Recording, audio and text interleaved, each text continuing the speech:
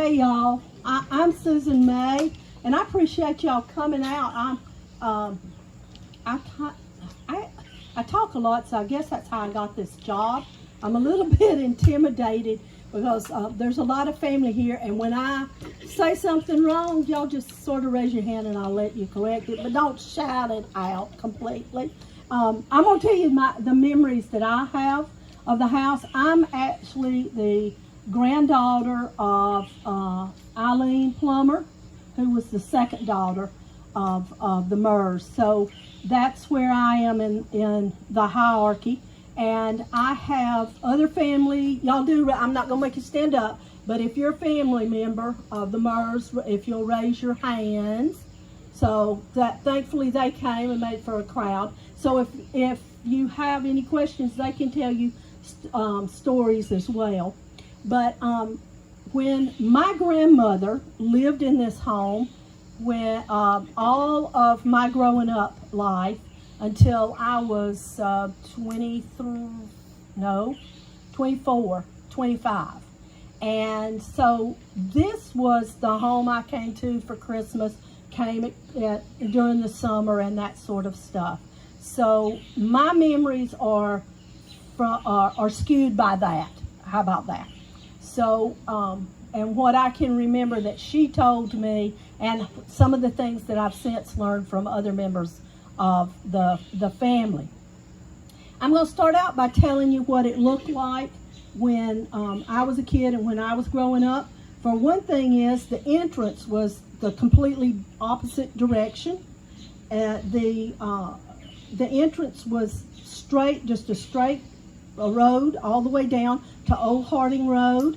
That was her address. And on both sides of the gravel drive were fields. My Uncle AI had cows, and we had a cow grate over at this end up here close to the house, and then one down at the road. And I can remember that being small enough that I had to be careful not to get my foot in the cow grate when we went out to get the mail out of the mailbox. And so there were a few trees along the road, but not any long, massive amounts of trees. And you came up over here where the parking lot is, and the drive made a big turn around a big, huge oak tree, and then circled back around. And in the back, there was a shed that my grandmother parked her car in, and next to it was a shed that had old furniture and stuff in it, and then she had another shed that's where the coal was and was kept.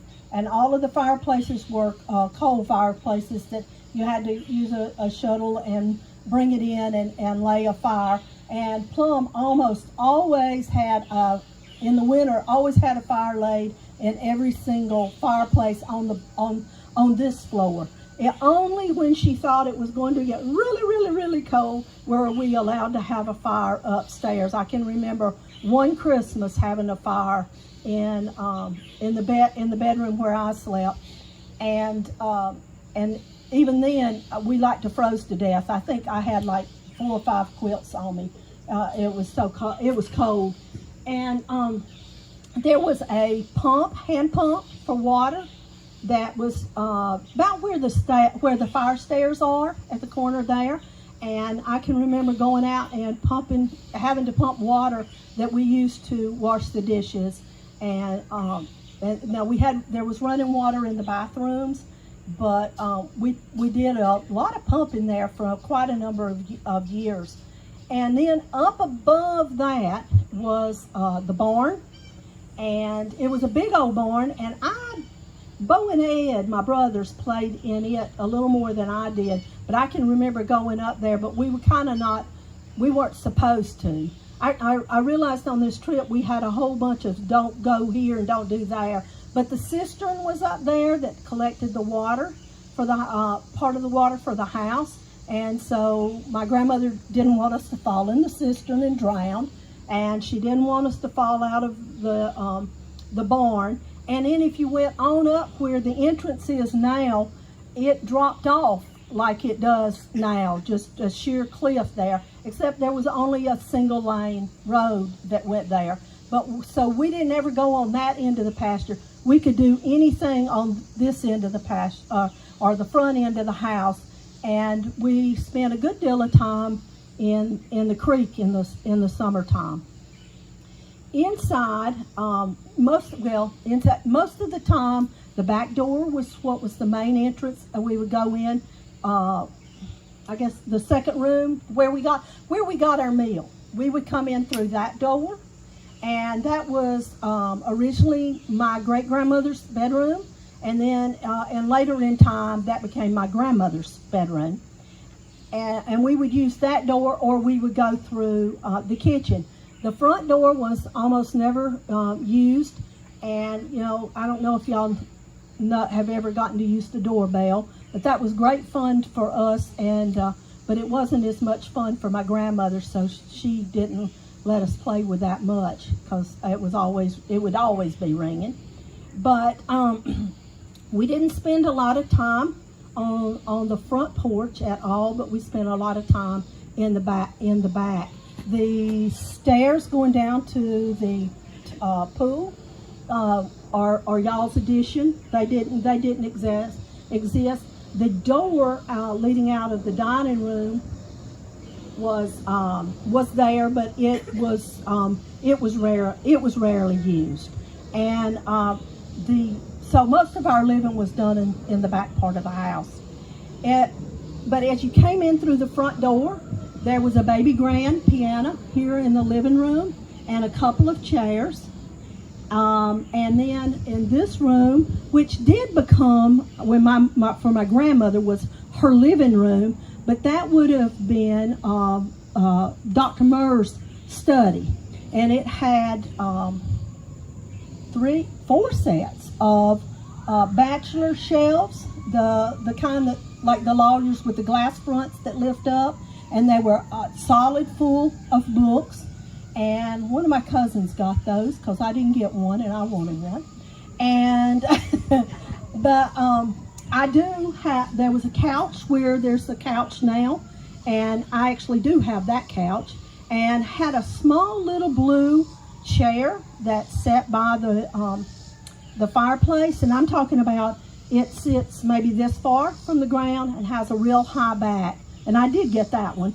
But that was where we would always go and sit, and there would be a fire and in the chairs. Then down the hall, as you walk over that grate, that was the heat for the house, and it was very progressive for the time that the house was built and finished in 1906.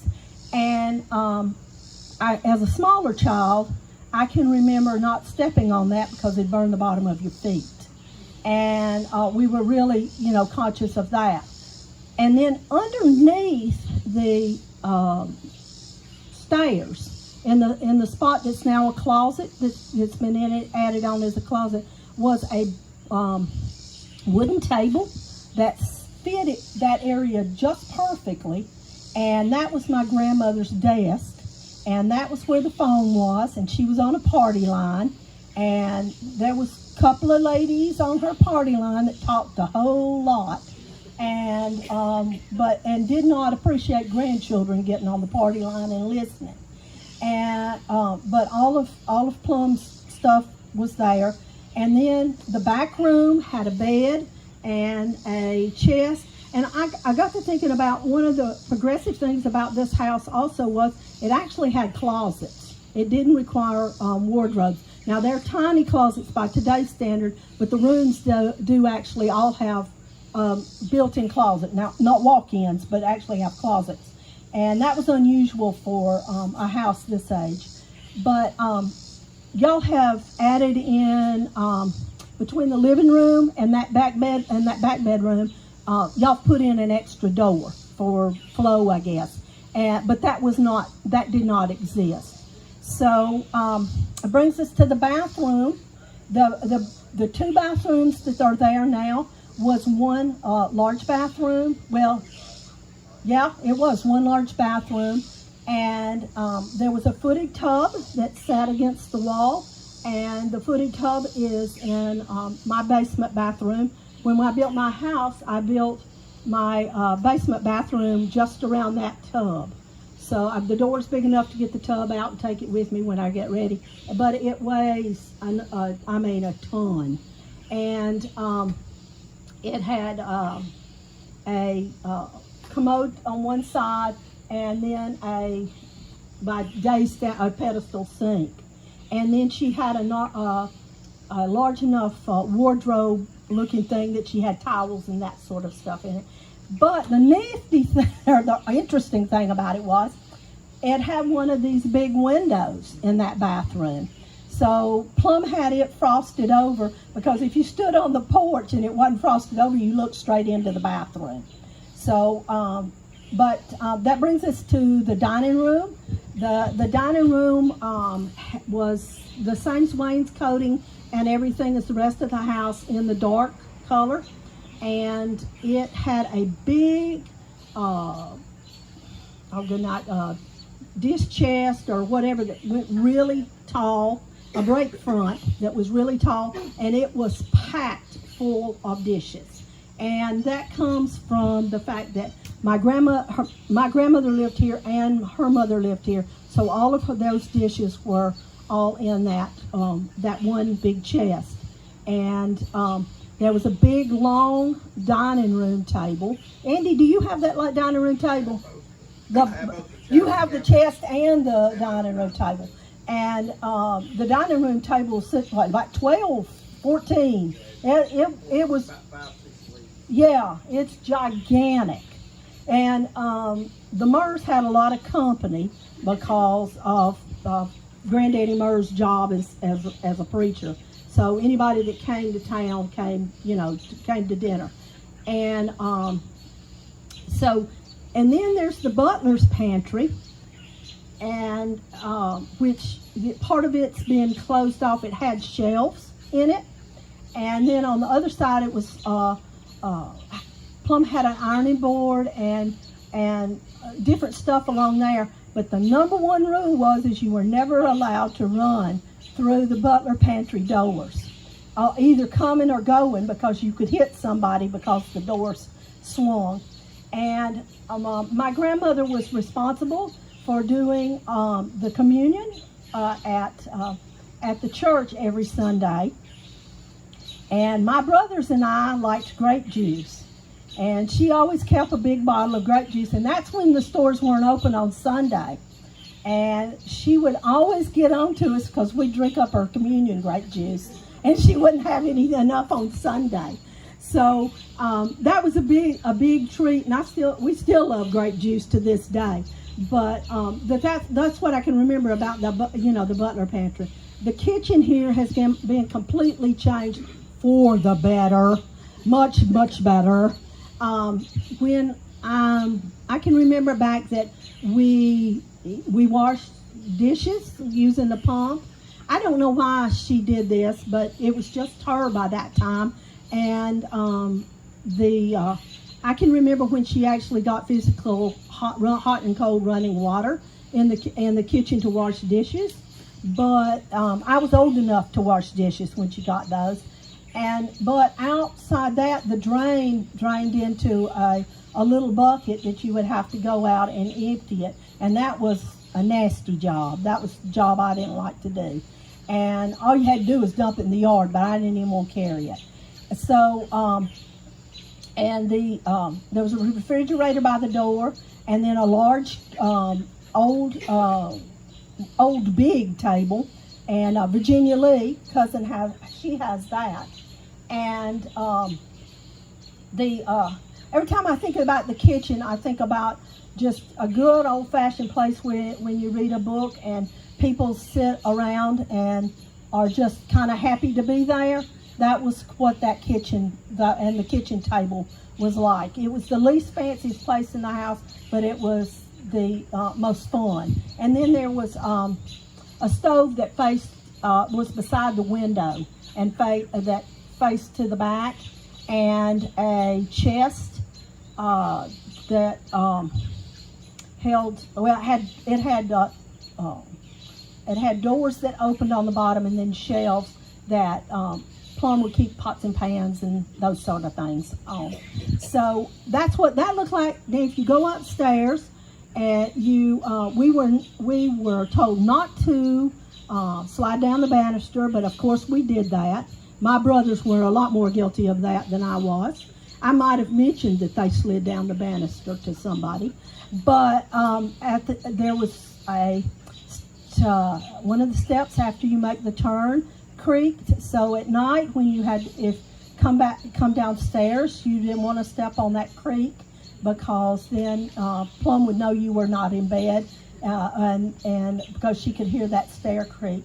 But at the top of the stairs, the first room to the back was my daddy's bedroom, and it had twin beds in it, and and that's pretty much, and a bedside table. It wasn't really anything particularly fancy, but they had both beds had these bedspreads on them, and these are hand loomed and put together, sewn together, and then you go across the next one, the one you can see the window here, is just one small room, and it doesn't even have a fireplace in it. It's the only one without a fireplace in it. And I'm not sure, it was always the room we couldn't go in because it was always piled up with a lot of stuff. And it did have a wardrobe in it because it didn't even have a closet. So I'm not sure who slept there. Huh? I think Mama has it. Oh, it has the wardrobe? Yeah, it's beautiful. Yeah. Pretty Right. And then if you go on this side, the big gigantic bedroom was also my grandmother's when I was really small. Had a bed, a desk, and that was I always thought that was the primo bedroom because it was the biggest and all, and then this front bedroom, actually that's the primo, because this was the bedroom I got to sleep in. I always liked the fact that it has the shaped, or the bay window shape, and it had a iron bed in it that was against this wall, and it had a couple of chairs. Once again, it didn't have and it had every spare inch underneath that bed was full all the way up to the mattresses with National Geographic magazines.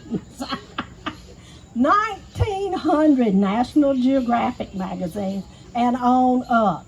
And I'm talking about everything under that bed was a National Geographic magazines.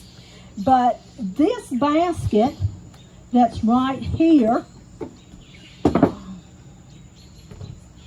also sat in that room. And this was my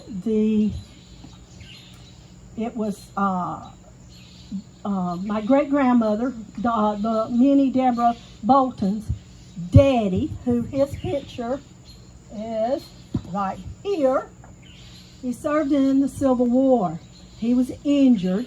He was in a prison camp in the north, and she actually went up to nurse him, and part of his rehabilitation was to make this basket, and it is made out of pine needles, all of it. And he did this, and this was when divided up the house. This was my number one choice. This and the bathtub were my number one choice. So that's how I got it, because of my daddy letting me have a choice on that. So anyway, this goes back to the Civil War on that side of the family. This chair, there were 4 of them in the dining room, and my mother has covered this one, but the original was a yellow, and similar to this. My great-granddaddy bought all, 4 of the girls, his wife and his 3 daughters, all a chair like this. I have my grandmother's and and my Aunt Iverlou's. So I have 2 out of the 4, and I use these. These are at my dining room table. So this is original to the house that he bought. So, all right, a little bit of history. For the people that were in the house, this house was all white. It wasn't blue. I never saw it painted anything but white at any time. And anytime Plum or the family had the house painted, it was, a major ordeal because it was costly to, have the house and the wallpaper. I can remember my grandmother moaning over the cost of wallpaper, but it was this was the days when it was really the wallpaper, and it was really thin, and it was not just anybody put up, wallpaper.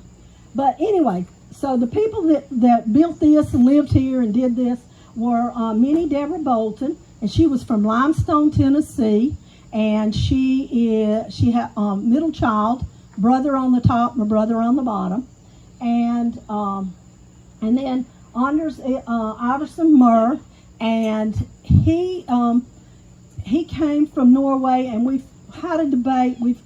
My Aunt Iverlou, the first daughter, wrote some stuff about this house that I've got, and my grandmother wrote some stuff about the family that I have, and Aunt Sally wrote something, and the only thing out of everything that they can agree on is they had 2 younger brothers. They both can remember that they had 2 younger brothers, boy. Other than that, the dates and everything are different.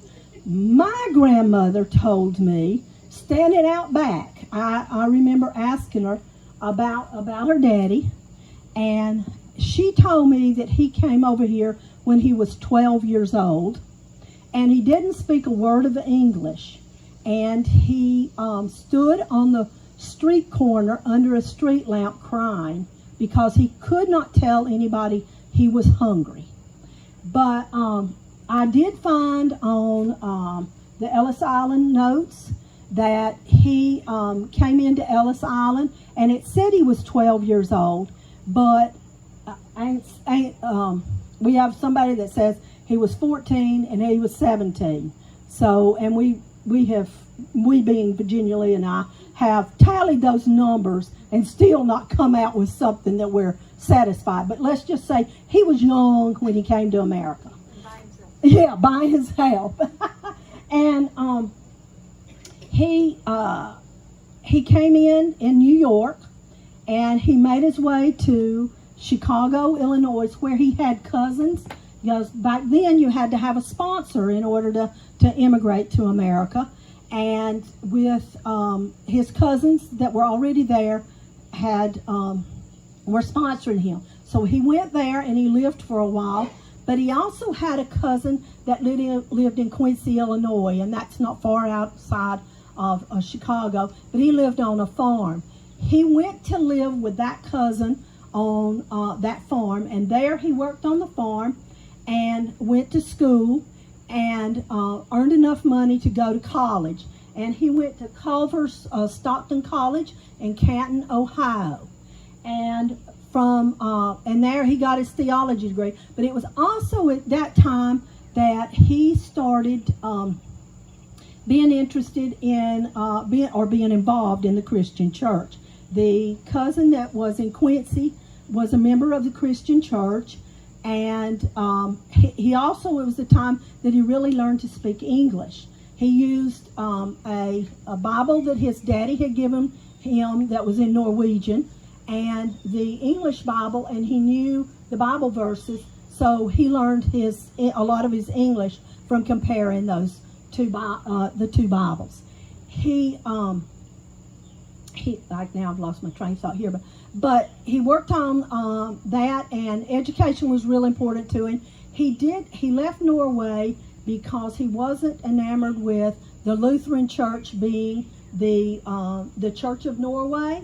It had been that way like 600 years, but he didn't like that idea. His mom had died when he was 4 years old, and he was not enamored by his stepmother, and so he wanted to get away. And I visited Bergen. He was born outside of Bergen. I visited some cousins in Bergen, and I asked my cousin Steve, I said, why, did he leave, or what was going on? Then the youngest son was expected to go into the ministry.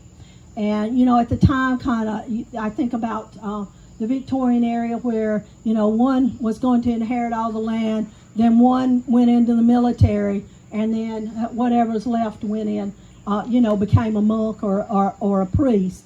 And so that was sort of where he was. It was the expectation that he would become a minister. He just didn't want to be a Lutheran minister.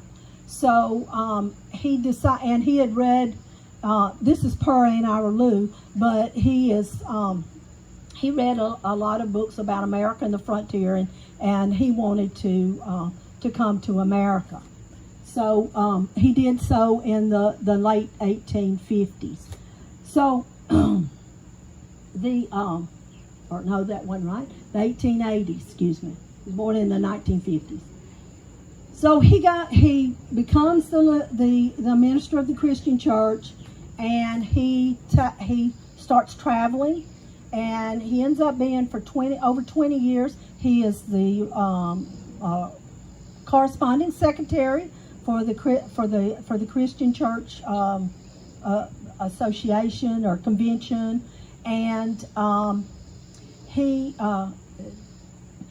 mother. Now this is the story my mom tells, that we got a bunch of old pictures that came to my house with my grandmother when she moved to Georgia, and Mama said, what are these pictures? And she says, oh, those are Daddy's girlfriends. And I've been through those pictures recently, and there are just piles of girls. But by this time, he marries at 44 years old. He marries we call her Donnie, but Mitty Deborah Bolton, and she was 22 years old.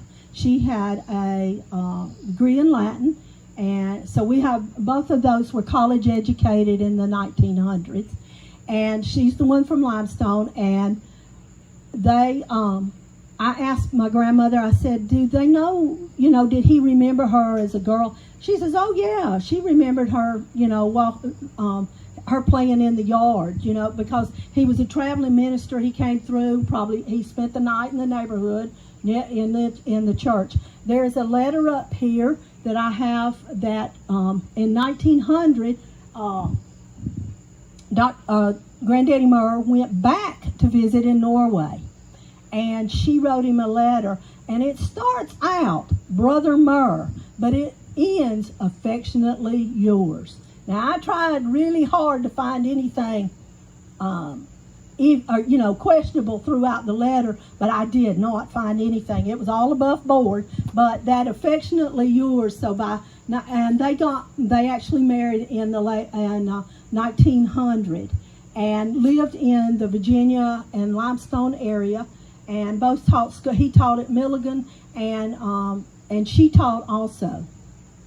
So then in 1905 they bought this house the property from the DeMosses, and all my life my grandmother, the DeMosses, remained friends with my grandmother, and I can remember talking about them and seeing them, and I had no idea at that time that this property was bought from them. And this property also used to be part of the Bellmead plantation, the original Bellmead plantation.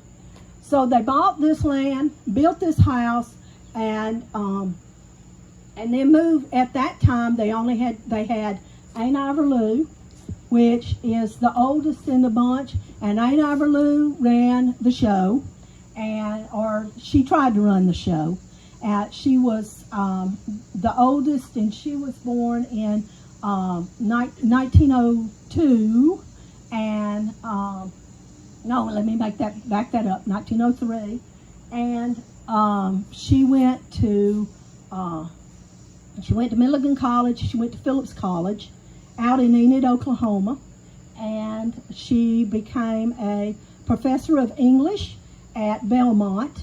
And as I was growing up, we had a preacher at our church who went to Belmont, and my mom and daddy asked him, "Did you know, Iverlou Duncan?" He says, "Oh yeah." He said, if 10 minutes went by and the professor didn't show up in class, then you didn't have class. Said she waited till 9 minutes and 59 seconds and she'd show up in class. Just when they thought they were going to get to leave, she would show up. And he said you could hear her heels coming down the hallway. But she was a super smart woman, and if you pull one of us off to the side, we can tell you some really good stories about her.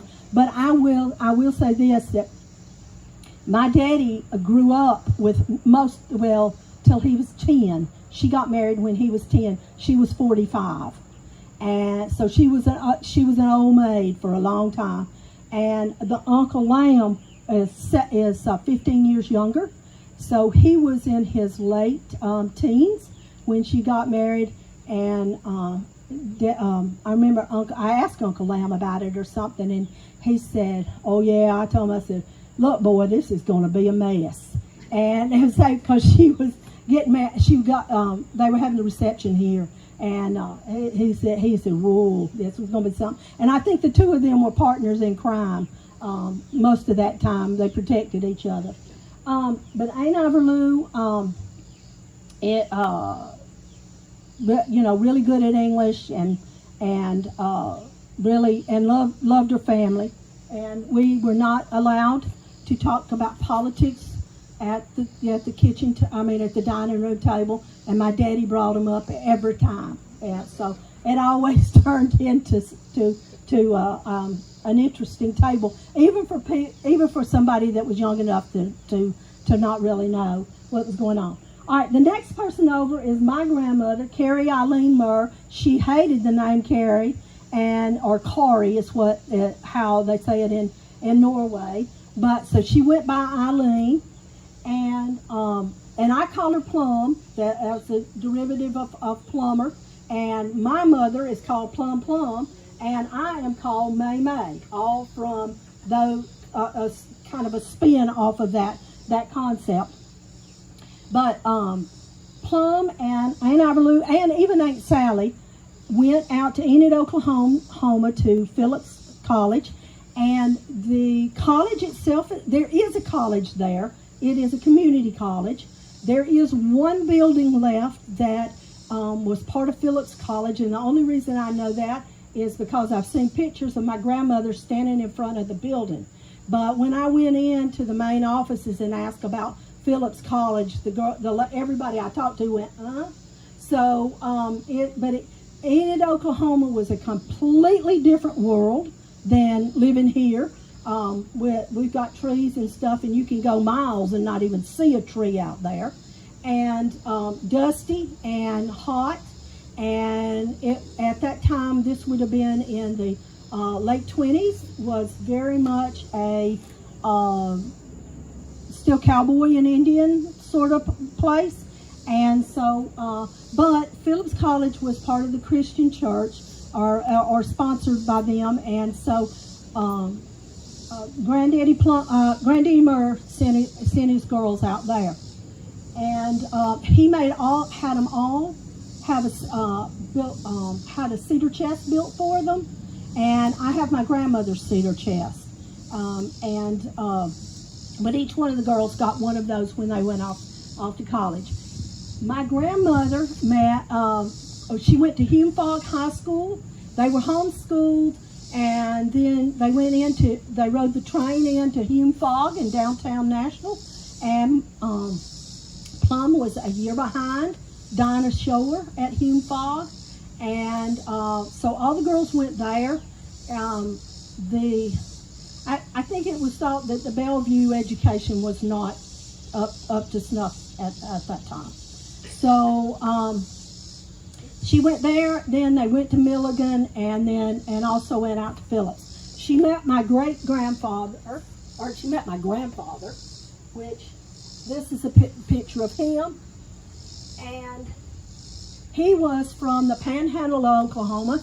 He was born in a territory, and the family came out and lived in Four Corners so they could get 4 sections of land in Oklahoma. And it was a completely different world than what my grandmother was used to. And I have the letters that he wrote her. I don't have any that she wrote him, but I've got a big large tan of nothing but the letters that he wrote her. And in one of them he says, I like rodeos. I know you don't like rodeos, but I really like rodeos.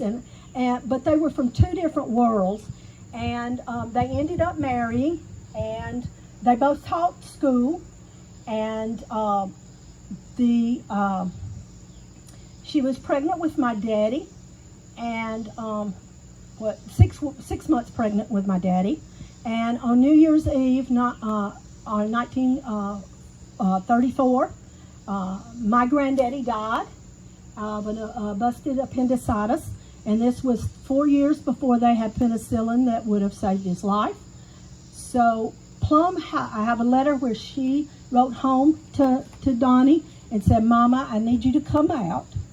It's going to be a really sad New Year that Glenn is not doing well. So she was staying at the hospital 6 months pregnant, and her husband died. And my daddy was born in March after his daddy died. My grandmother never remarried. She moved back home. They lived in New Mexico at that time. She moved back here. So she moved back in. By that time, Granddaddy Myhr had passed away. So she moved back here with her widowed mother.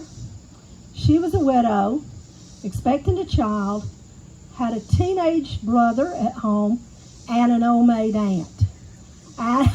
So there was material there that I wished I had gotten to hear, because I can only imagine what that was like. So Daddy, that's why Daddy grew up here, and she went on to teach 5th grade for 25 years in Bellmead. The elementary school's not there anymore, but she retired from teaching and continued to live here. I am the oldest grandchild, and then I had a brother, Bo, and he's passed away. And then my younger brother Ed is here, and Bo's daughter, one of 4 kids, are here.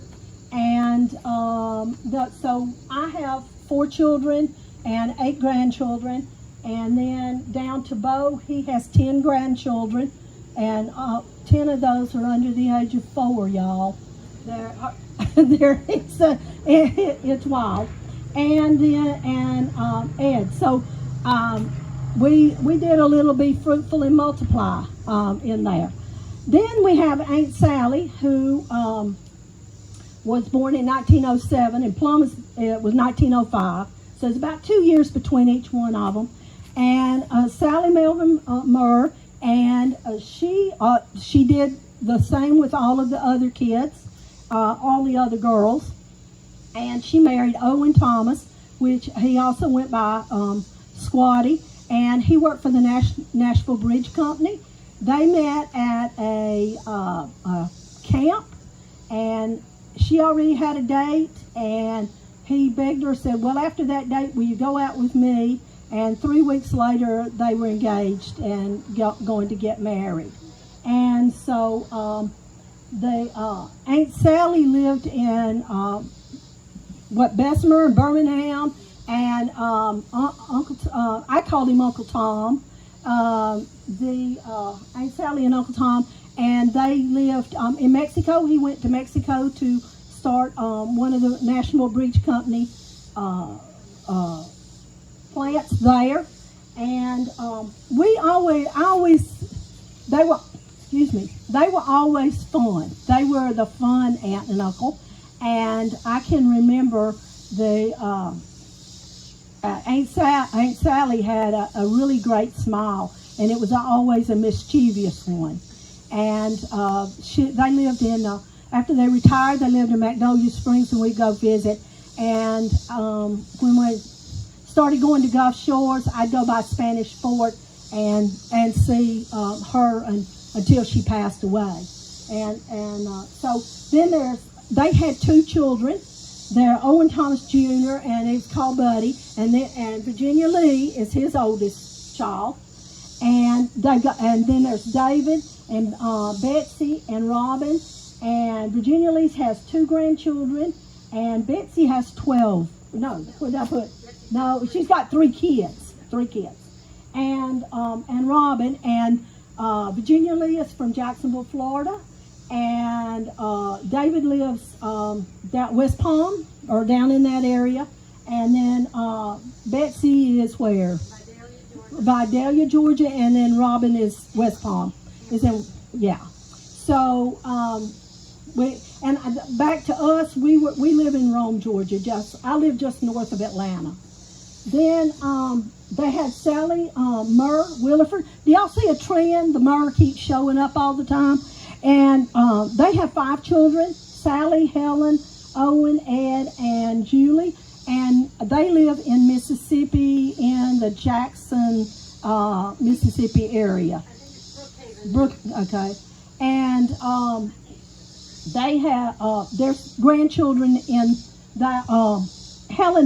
Helen's the one that has 12 grandchildren. So then that brings me to Uncle AI.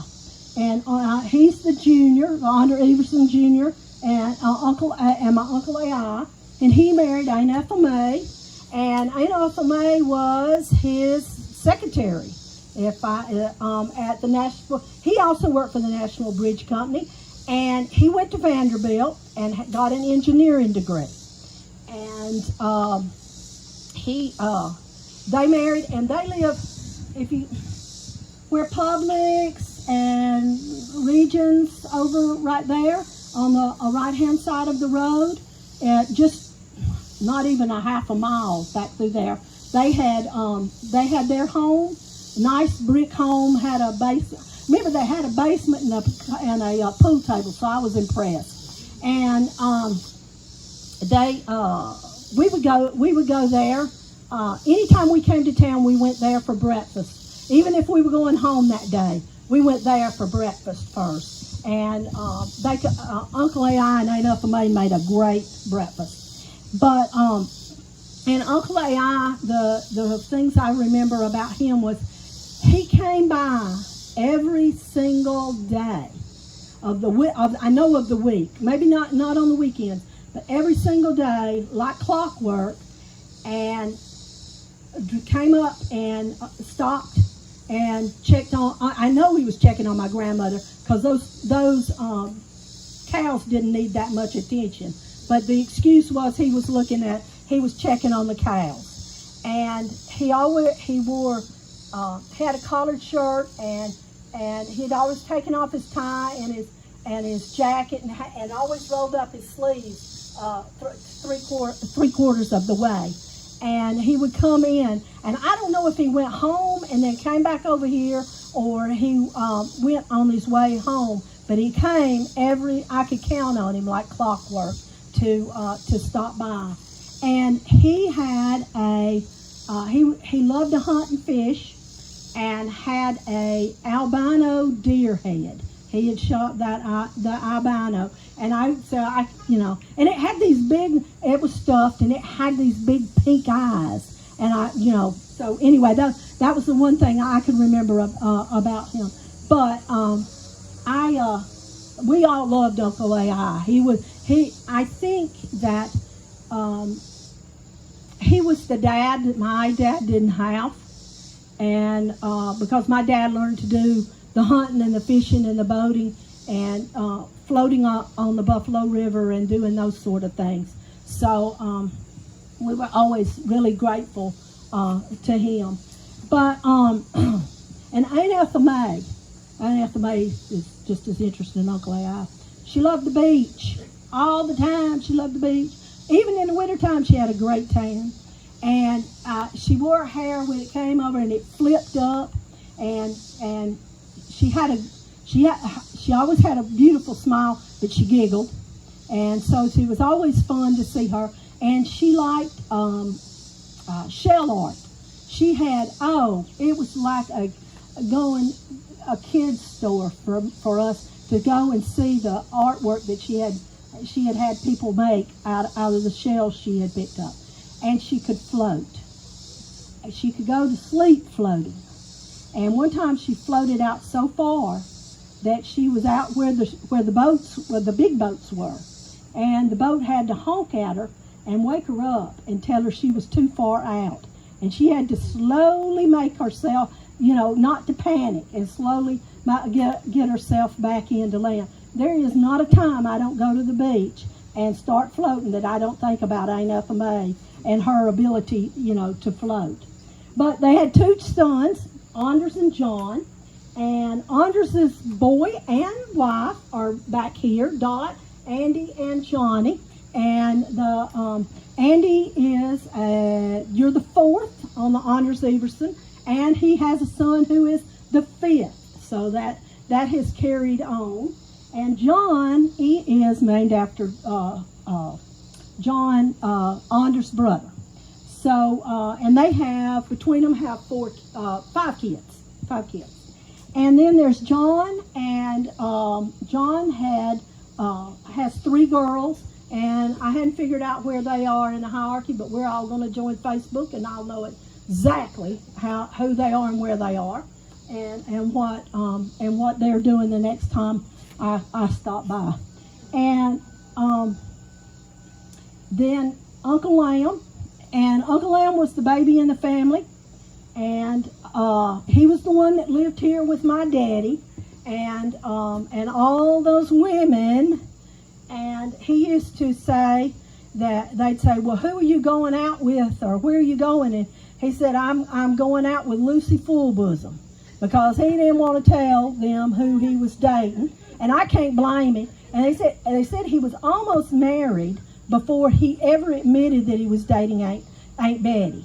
And Aunt Betty is Betty Freeland, and her daddy is the one that built the Parthenon and made it a permanent thing in Nashville. He was in construction.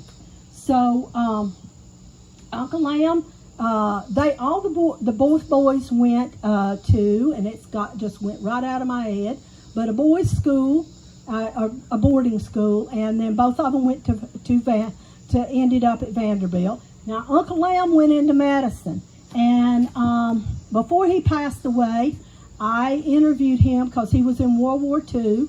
And I wrote a book about his experiences, so I'm really up on Uncle Lamb.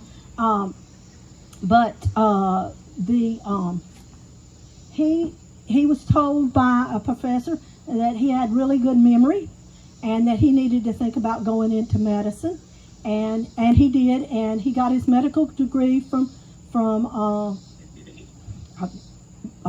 Vanderbilt. And then went straight into the service. He and Aunt Betty had three boys, and still do have three boys. Lamb Bolton Jr., and they called him Bo, and David and Steve. Bo was born before Uncle Lamb went overseas in World War II, and then David and Steve were after he came back from the war. Bo didn't even know who his daddy was when he got back from the war, and he spent 3 years.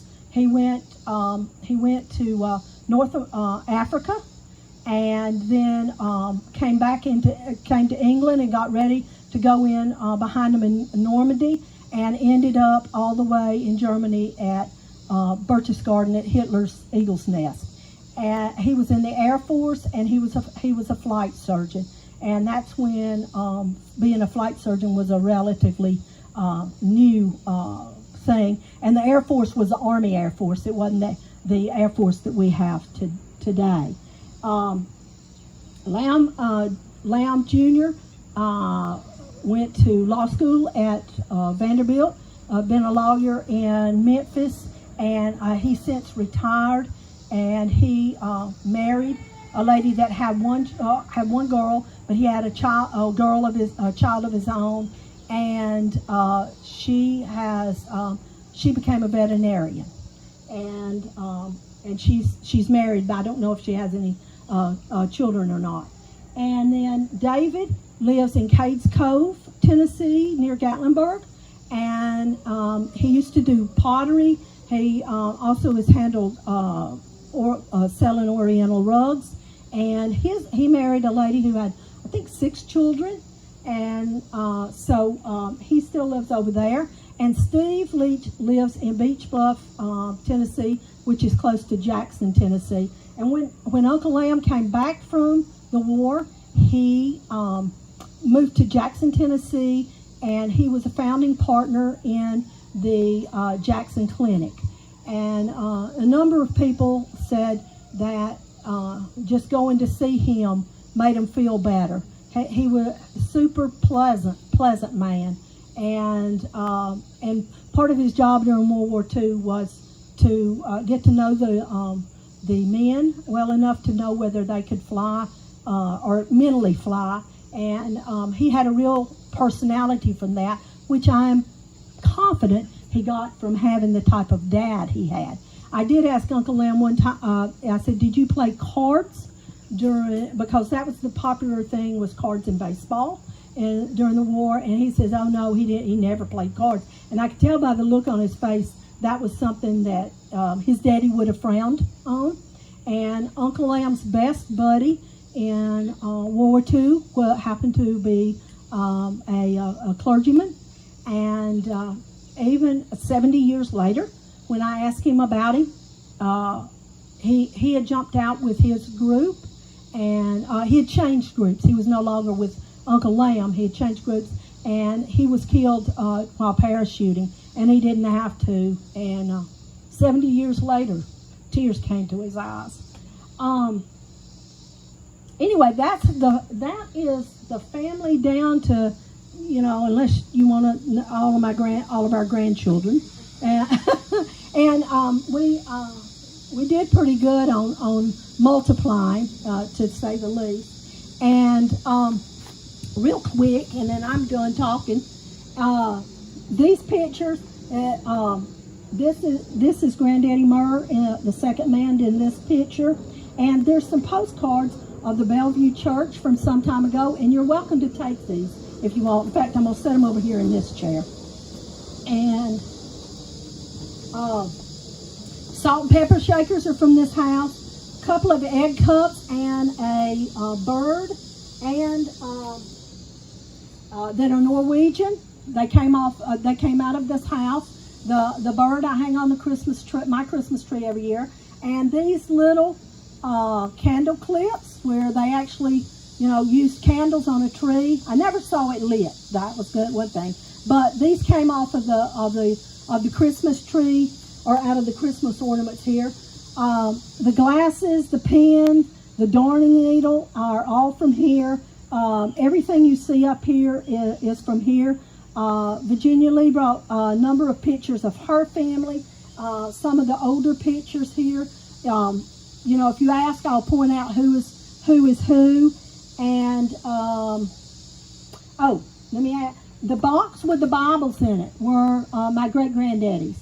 One of the Bibles is from 1778. The other one is from, no, that's not right, Susan, 1878. One of them is from 1890, and the other one is from 1900. And then there's a couple of more here that, there's a one that my Granddaddy Myhr gave to my grandmother, and it's written in there that it was given to her. The other one is just as an older one. The train, I don't know if that was my dad's or even goes back to the children. I think as far back it would go as maybe Uncle Lamb's.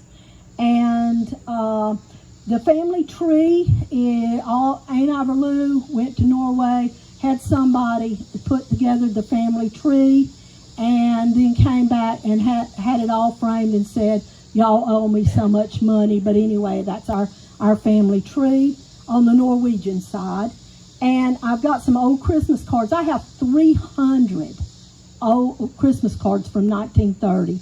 And I'm in the process of trying to put those into a coffee table book.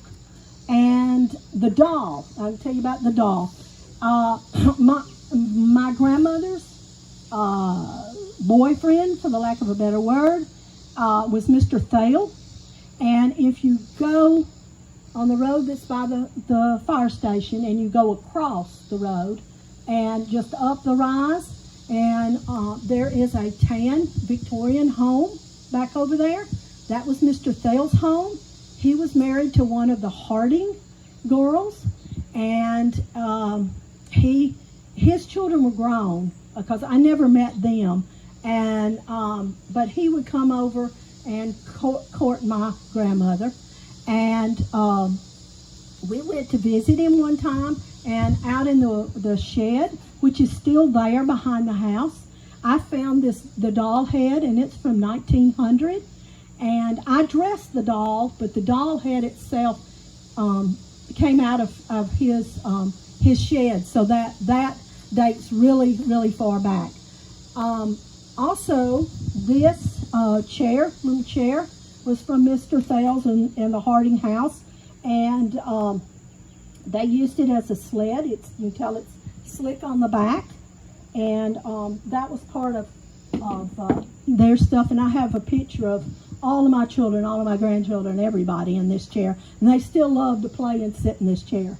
The green tablecloth is a Norwegian tablecloth, and then the quilt is the only quilt I have from here. I don't remember. I had a big, fat, fluffy, silky comforter that slid off the bed in this bedroom up here. And I tell you, this bedroom, I told my husband, we came up to visit, that he was going to be a dad for the first time in that bedroom.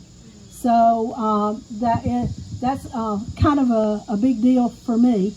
And the shaving kit was Granddaddy Myhr's, and then let's see, I think that's everything that I can think of. And I brought magnifying glasses for y'all to see. Oh, the paperweight is Aunt Iverloo and my grandmother standing in their robes in front of Phillips College. So, and this pillow was my daddy's, and it has a GP on it that has been embroidered on it. And I think that's it. And I will entertain any corrections from my family and any questions from anybody else, or not. Yes, ma'am. Susan, at what point was your family, how did you decide to sell this property? Were you approached by the developer that ended up buying it, or what? How did your family eventually believe this? Well, yes, but prior to that, it was a mall. I don't know if y'all remember. I mean, it was a legit mall over here with Publix and all this. And they had they were going to build that mall, and they had come to Uncle AI, and he had sold his property. And then my grandmother was up in, she was in her 70s. And so this was getting, she had Alzheimer's, and it was getting harder for her to take care of the place. And just after that, my daddy was killed, and my grandmother actually came and lived with my mom right after my daddy died. And there was a developer who came and said that, and it was time. Nobody wanted it. I mean, nobody lived.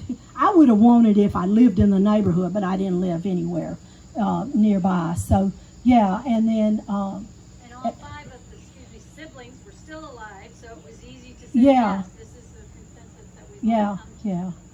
And my grandmother lived here, the goodness of the brothers and sisters' heart, kind of.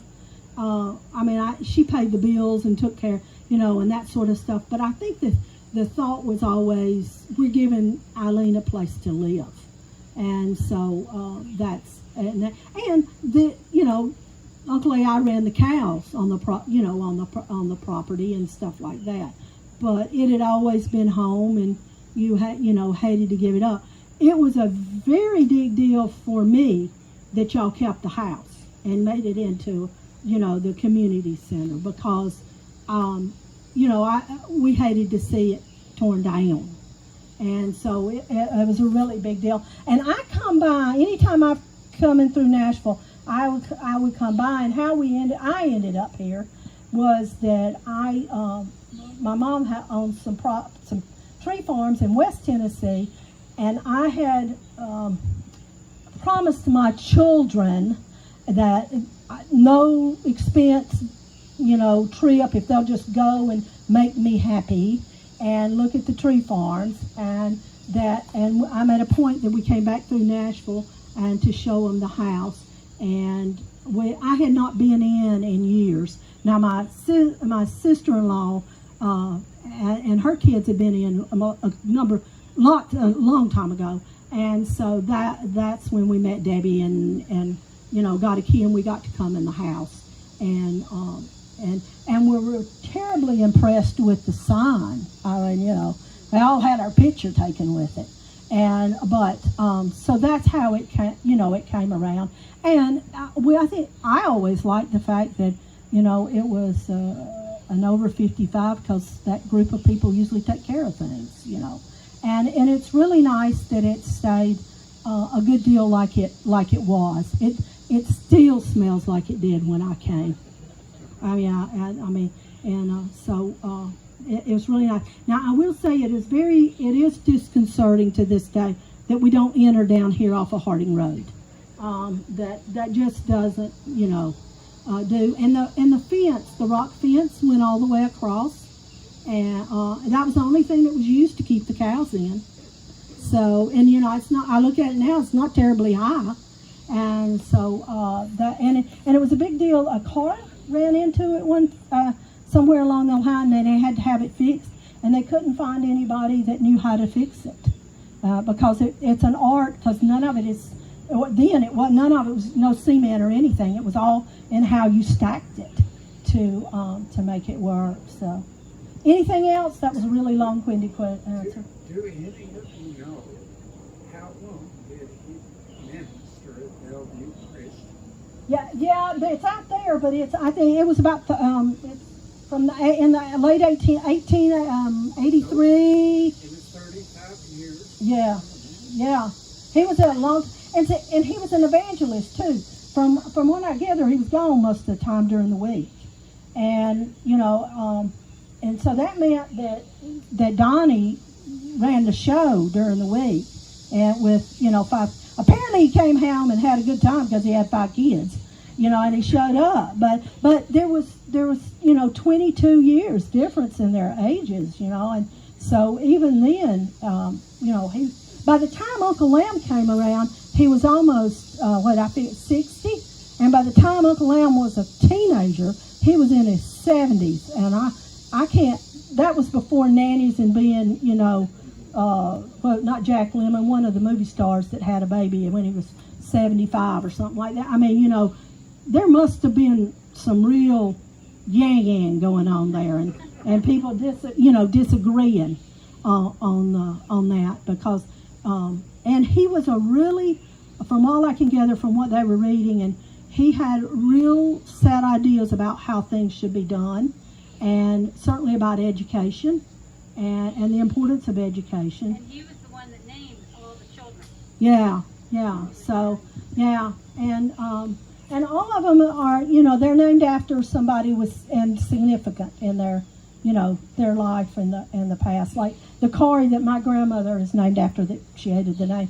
It was actually her grandmother in Norway, and the one that died. So so they all have some, significance and hung on to those names. And we've honored that. Almost that's, obviously goes through, because my brother is a Myhr, and all of the regular Myhrs with the the Andys and the Anders and all. So, so anyway, but I appreciate y'all let me come and being patient and listening. And does anybody have anything they want to add? All right. No? No? What? What Oh. you're leaving to them. Tell them now. I'm leaving y'all a copy of Donnie's, yes, thank you. I'm running out of brain here. Recipe book. And also, Aunt Averlou wrote a history of her daddy and mama's younger years. And then Plum wrote some stories about their time growing up here. And then so did Aunt Sally. So they may not all jihad, like I said, with the dates, but there's some serious truth. But it talks about their lives at this house and growing up. And talking about going to 9 Mile Hill on in a sled when it snowed and that sort of stuff. And then I've put all of those into a book. And then you've got a copy of the family tree. And then you've got a hardback copy of Uncle Lamb's book. And if I'm not here to sell books. I brought these in case somebody might want one. And they're $15. And this one is the same as what the hardback copy is in here. So if you want to borrow the hardback copy, it's fine. I just got my rights back on this, so it had to have a cover change. But feel free to come up and look and ask any questions about anything that's up here. And I told somebody I was giving a prize. I'm giving out a Yankee dime. That's all I've got with me. This is Milligan College in 1895, and I'm willing to bet that my great-granddaddy is in this. I just don't know which one he is. So, so if you can use a magnifying glass and confirm a man with a mustache, then I'd love to know which one he is. Thanks for having me, y'all, and being patient and listening.